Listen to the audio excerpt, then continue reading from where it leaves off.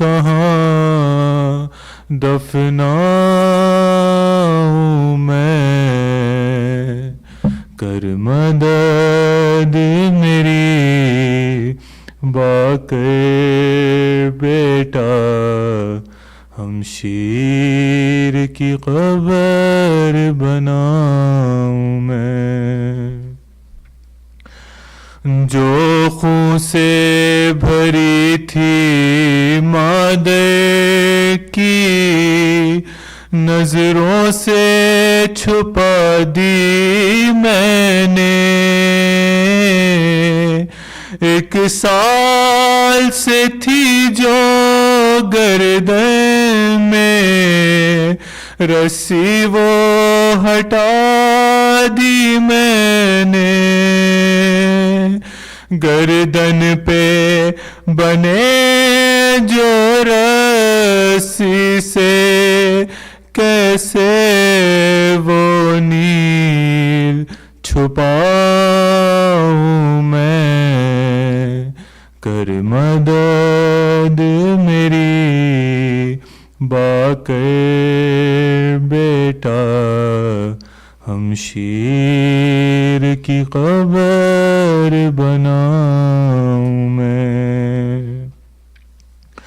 مل جائے اگر واپس مجھ کو وہ تیری رضا ورگاہ ہے،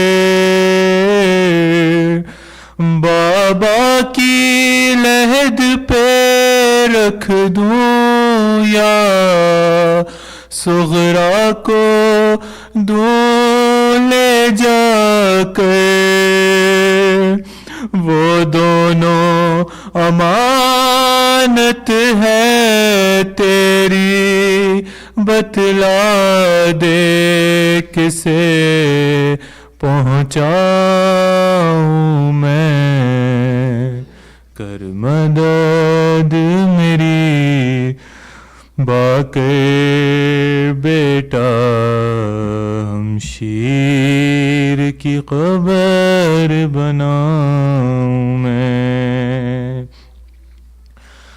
جب تم کو رہائی مل جائے، پھوپھیوں کو وطن پہنچانا، رہ لیں گے یہی ہم بھائی بہن، تم قافلہ گھر لے جانا،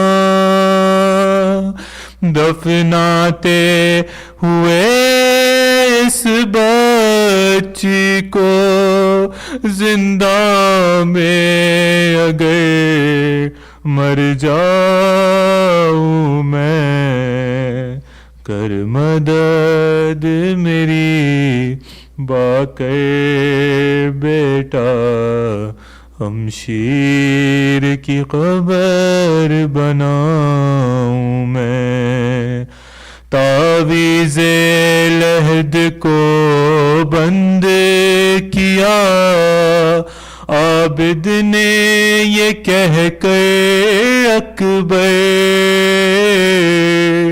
کہہ دو یہ حرم سے اے باقر، سب روئے یہاں پر آ کر، تربت پہ چھڑکنے کی خاطر اب پانی کہاں سے لاؤں میں، کر مدد میری باقر بیٹا، ہم شیر کی قبر بناؤں میں، محمد و آل محمد صلی اللہ علیہ وسلم.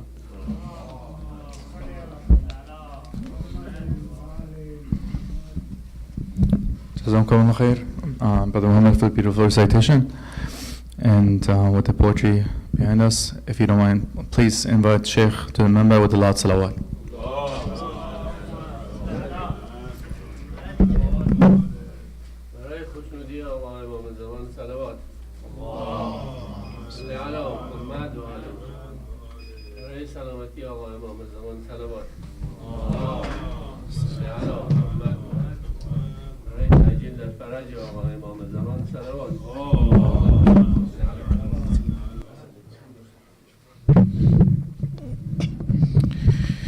Again, for the well-being of our community, another salat ala Muhammad wa ali Muhammad.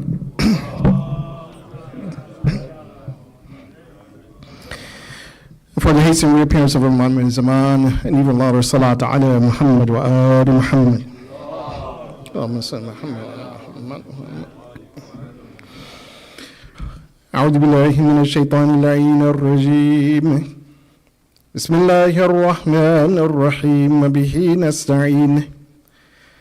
الحمد لله الذي جعل الحمد مفتاحا لذكره وسببا للمزيد من فضله ودليلا على آلائه وعظمته، ثم الصلاة والسلام على خير خلقه سيدنا ونبينا وحبيب قلوبنا أبي القاسم المصطفى محمد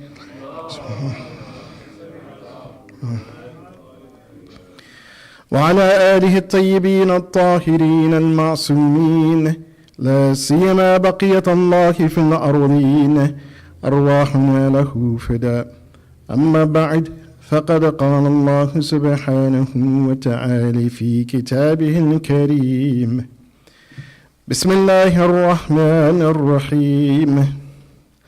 قل أوحي إلي أنه استمع نفر من الجن فقالوا إنا سمعنا قرآنا عجبا يهدي إلى الرشد فآمنا به ولن نشرك بربنا أحدا. صدق الله العلي العظيم. اللهم صل على محمد. Assalamu alaikum, Jamia Mu'minin Mu'minat. First and foremost, I give my condolences to the Imam of our time, Imam Zaman, Ajafar al-Sharif, and then to all of you on the shahadat of Imam Muhammad Baqir alayhi afdal salatu wassalam.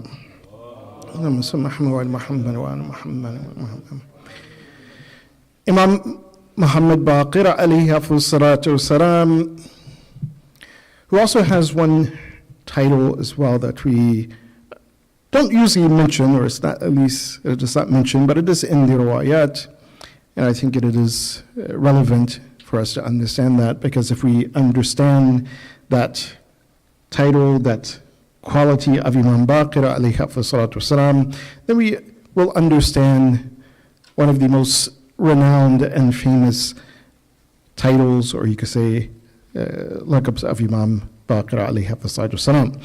And that is Imam Baqir in the riwayat, he's also considered to be Shabi, meaning that he is similar to, or he resembles.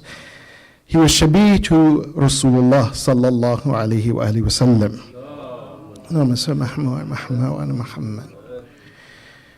And if we understand that he is Shabi, or he resembles Rasulullah, then we understand that also why Imam Baqir alayhi salatu wasalam was called Baqirul Ilm, or Baqirul Ulum, Baqirul Ulum al-Awwaleen wal-Akhirin, the one who not only had the knowledge of those who were before and those who will come, the one who understands very precisely that knowledge and that ilm.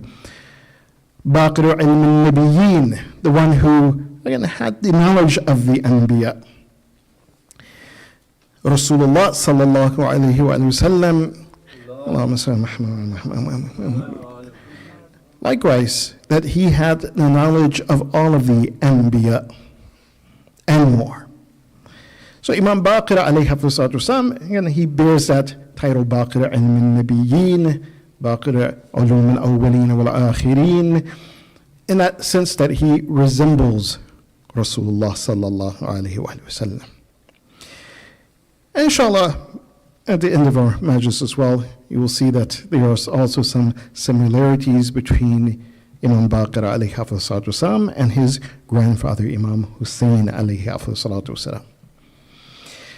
But before we get to that point or that discussion, one of the things that I want to also point out, and I think it is relevant, as Imam Baqir alayhi salatu himself, he stated that if he would see his Shia, again, this is a hadith or a narration that is also repeated by Imam Ja'far as-Sadiq alayhi salatu. He says, if I would see my Shia and they are not learning or they're not understanding their deen, they're not reflecting upon their deen, that he would reprimand them until they went forth and studied their deen. So inshallah tonight, while we have this opportunity to do a majlis of mourning for Imam Baqir alayhi salatu, I think as well we should at least honor our Imam, walk in the footsteps of the Imam, or at least adhere to this advice of the Imam that we should truly understand our deen in a little bit more depth, not just simply, we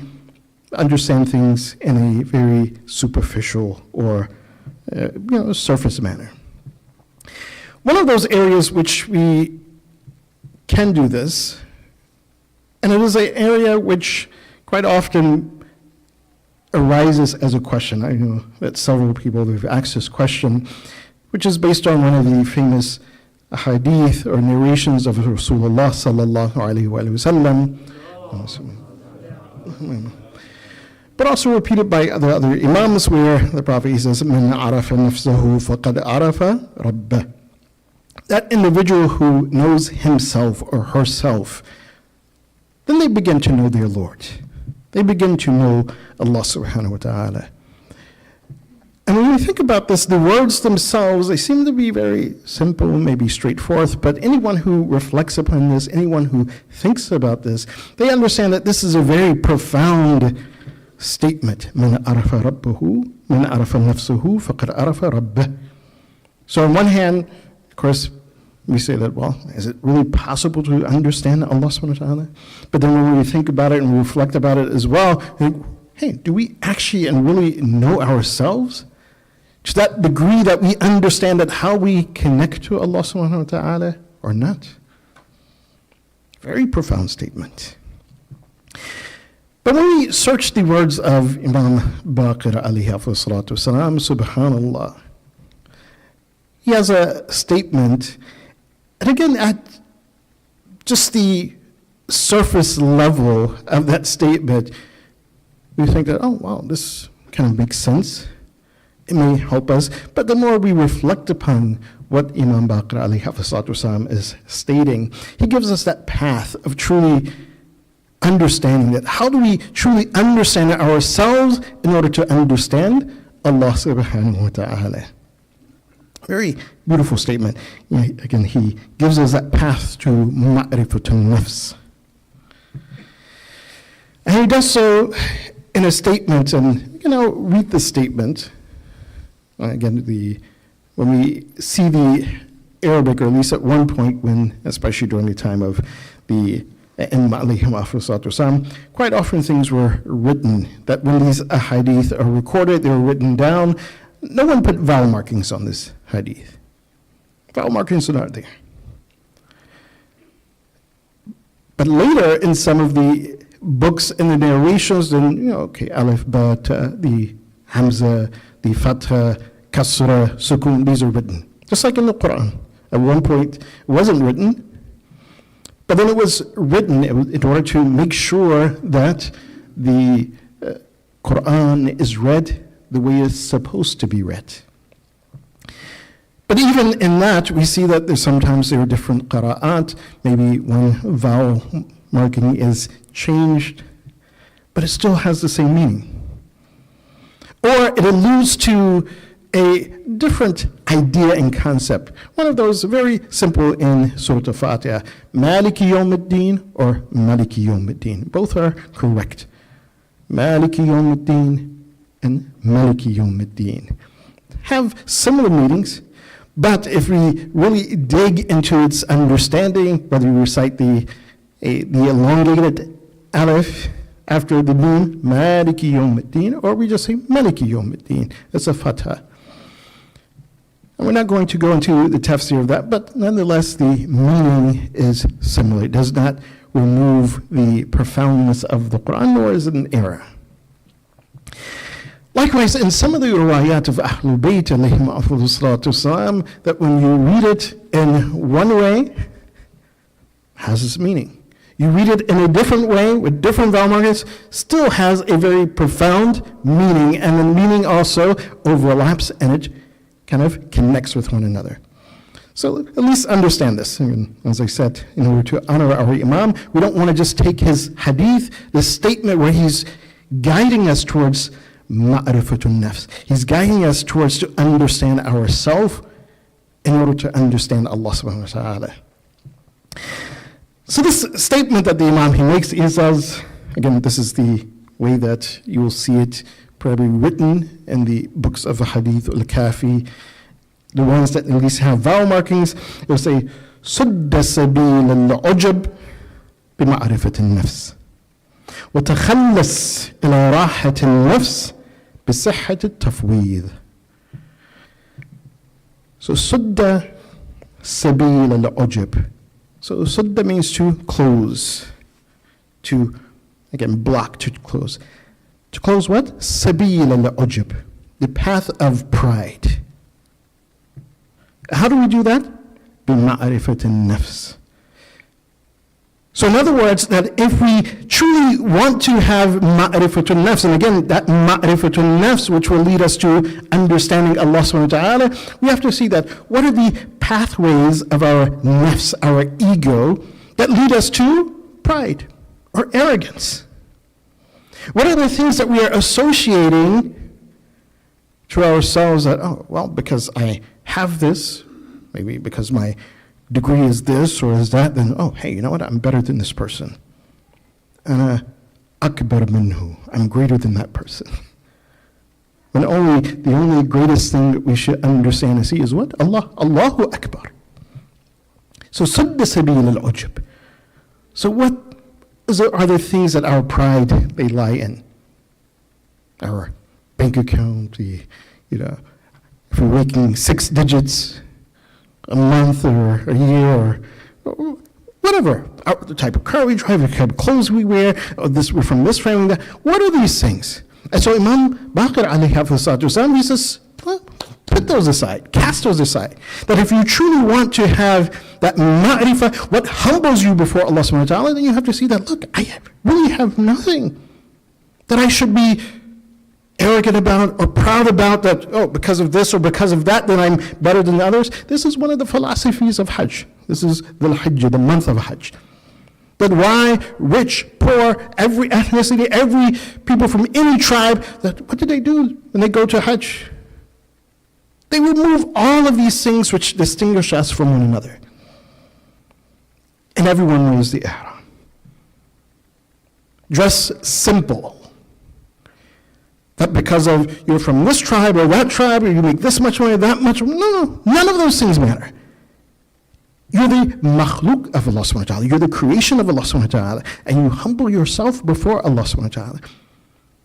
And in the Hajj, that someone is beside you, you don't know, hey, how much does this person make or that or this. When you're making that tawaf around the Kaaba, we're not looking, oh, well, doesn't matter which hotel you're staying in. Are you staying close? No. You remove all of these things and you come before the house of Allah subhanahu wa ta'ala as His creation, as His servant. And you see all the other servants of Allah subhanahu wa ta'ala dressed as you're dressed. So Imam Baqir alayhi salam, sudda sabil al-ujub. Look into yourself, search in yourself. That what are you proud of? Especially that you want to take that pride and hold it over the other creation of Allah subhanahu wa ta'ala. The second part of this hadith, which we inshallah will get to, where Imam Baqir alayhi wasallam, he says again to truly be mukhlis, sincere to Allah subhanahu wa ta'ala, then you entrust your affairs to Allah subhanahu wa ta'ala. But we'll come to that. Before we move on, so as I said, the normative reading, you will say, Sudda sabil ujub. But if we change the dhamma in sud, and also in ujub to what? To fatah. How would we read that? And what would the understanding of that be? And how does it relate to exactly what Imam Baqir alayhi salatu wasalam, he stated? Not only does it relate, it allows for us, or gives us a little bit more profound understanding of this idea of how to actually know ourselves.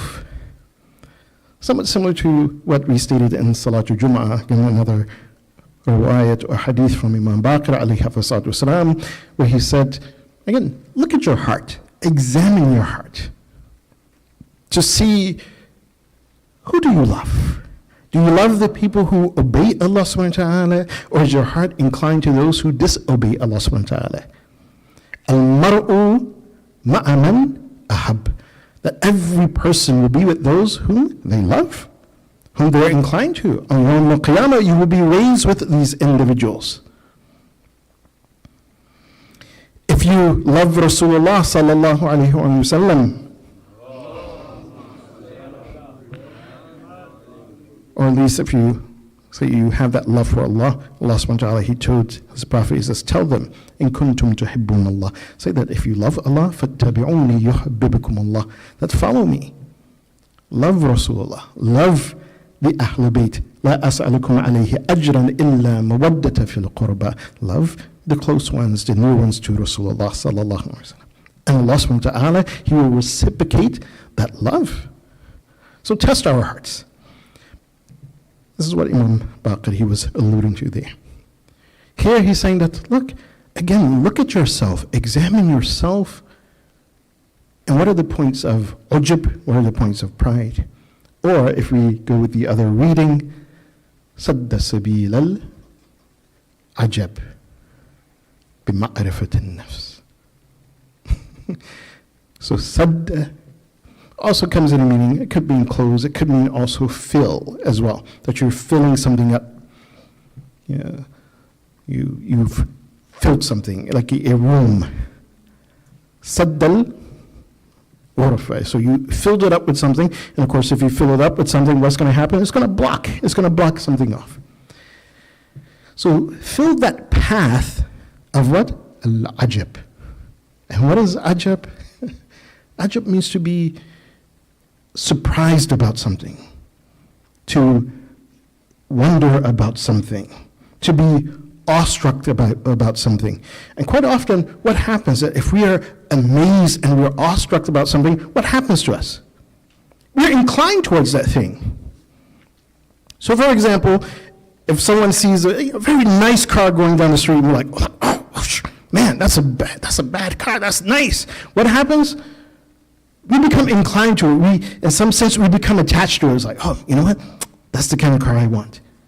Even if we don't get it, it'll still be in our mind. We'll still be inclined to it. It's like, oh, you know what? If I can afford that, I'm going to get that. Wow.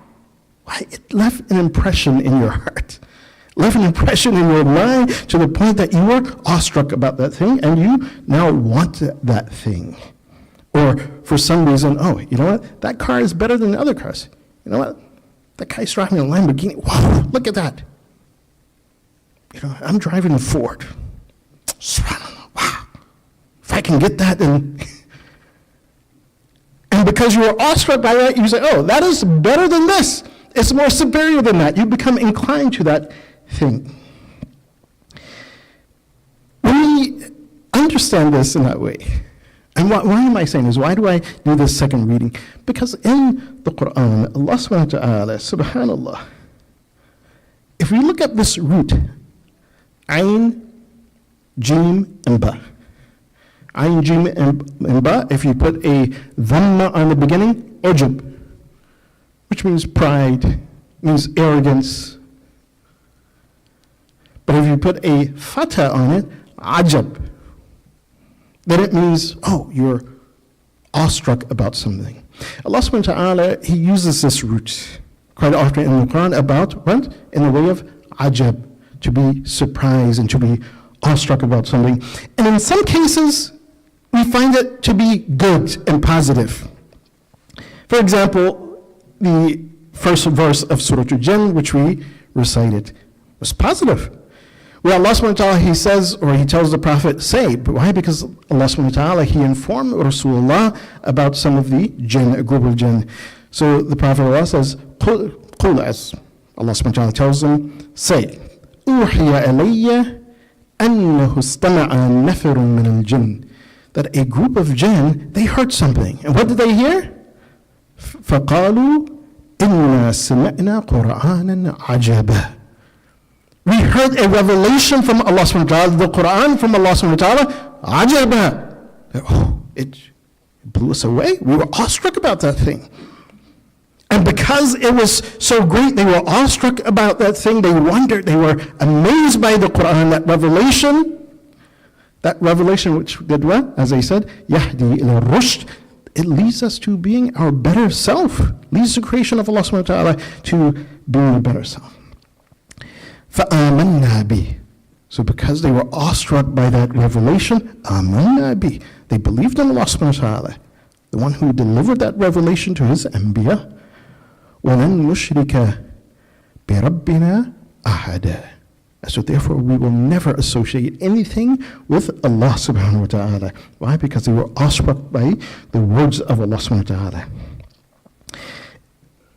Likewise in Surah Safat, Allah subhanahu wa ta'ala, again, He gives us another example.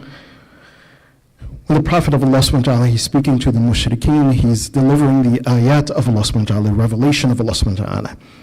And according to some of the commentary, and again, also based on the context of the verse as well, that He spoke to them about Ma'at, in the hereafter. This is what will happen. Paradise is going to be like this for those who believe, who submit, who worship Allah subhanahu wa ta'ala. Hell is going to be like this. And then Allah subhanahu wa ta'ala, He says about that encounter, بَلْ عَجِبْتَ وَتَسْخِرُونَ وَيَسْخِرُونَ بَلْ عَجِبْتَ وَيَسْخِرُونَ, that, Ya Rasulullah, that you were amazed by those signs that we showed you, that revelation that we delivered, that what will happen in the akhirah, in paradise, عَجِبْتَ. And of course, the Prophet, he's inclined towards that return back to Allah subhanahu wa ta'ala without doubt. But what happened to those other individuals who heard this revelation from Rasulullah? Yaskharun. They made mockery of it. They didn't believe, they rejected it. So here we see this idea of being amazed by something, being positive. So we should check ourselves. What are we amazed by? What are those things that make their impression upon our hearts and our minds? If it's something from Allah subhanahu wa ta'ala, good. Especially if it leads us to connect to Allah subhanahu wa ta'ala. Especially if it increases our iman. As the jinn, they heard that revelation. فَآمَنَّا بِهِ. But if we are amazed by other things that are not connecting us to Allah subhanahu wa ta'ala. And for example, Surah Tawbah, and this is interesting, as I said. So, ujub means what? Pride, arrogance. And what is pride and arrogance about? We're amazed by ourselves. The day of Eid is coming, and quite often, we'll dress up, put on our best, and sometimes when we look in the mirror and we see ourselves like, subhanallah. I think anyone's going to be dressed as good as I am on the day of Eid. We're amazed by the way we look. Oh, you know what? I just got this new atar I'm putting on. No one's going to have this smell. Subhanallah. I just got my hair cut. We're amazed by ourselves. We develop pride or arrogance. Oh, you know what? I just bought this. When we are amazed by ourselves, we are amazed by ourselves. What happens? It leads to that ujub. Allah subhanahu wa ta'ala in verse 25 of Surah At-Tawbah, chapter 9, verse 22, right? What does He say? After He says that we have helped you quite a bit. We've given you victory in many places. في مواطن كثيرة ويوم Hunain. And on the day of Hunayn, the battle of Hunayn, إذ إِذَا أَعْجَبْتُمْ كَثْرَتُكُمْ فَلَنْ تُغْنِ عَنْكُمْ شَيْئًا. Allah subhanahu wa ta'ala says that Yawm al-Hunayn, remember Yawm al-Hunayn, basically that battle right after the Fathu Mecca, and what happened? You looked at your numbers. فَأَعْجَبْتُمْ كَثْرَتُكُمْ. There was the Muslims of Mecca and Medina, even some of the mushrikeen who had not even converted at that moment, who were in Mecca. But they didn't want the Hawazin to take over Mecca. So, oh, hey, we're going to fight too. We're going to fight on the side of the believers to what? To defend Mecca. And so their numbers were 12,000 or 16,000 according to some. And they were like, oh, you know what? Because we're so large, way larger than them, then we can't be defeated. No, nothing's going to happen to us. But what happened? Those individuals, they struck ahead a very severe blow to this army, to the point that they had to retreat. And then they came back. But Allah subhanahu wa ta'ala, He says, remember? He says, what happened? أَعْجَبَتْكُمْ كَثْرَتُكُمْ وَلَنْ تُغْنِيَ عَنْكُمْ شَيْئًا. He says, you were surprised at your number. You were proud at how large your army was. But that didn't avail you anything. And you didn't win it because of your numbers. It was because of Allah subhanahu wa ta'ala. So being amazed at yourself, and this is giving you some sort of superiority over others, that leads to what? Ujub. Allah subhanahu wa ta'ala, He also says in Surah Al-Tawbah, فَلَا تُعْجِبْكَ أَمْوَالُهُمْ وَأَوْلَادُهُمْ. Others, their wealth, those who disbelieve, their wealth, the number of their children, the number of... says, لَا تُعْجِبْكَ. Don't become amazed at it. Don't become awestruck by that. Why? Because Allah subhanahu wa ta'ala's plan is different. And He says, yeah, He's giving them this, but for them it is a test, and it will lead to their downfall and destruction. Don't make that, oh, wait, because they have this and this, so this is our objective. No. Check yourself that what amazes you, then you will have that ma'rifatun nafs. Likewise, in Surah Baqir, very beautifully, Allah subhanahu wa ta'ala, He states,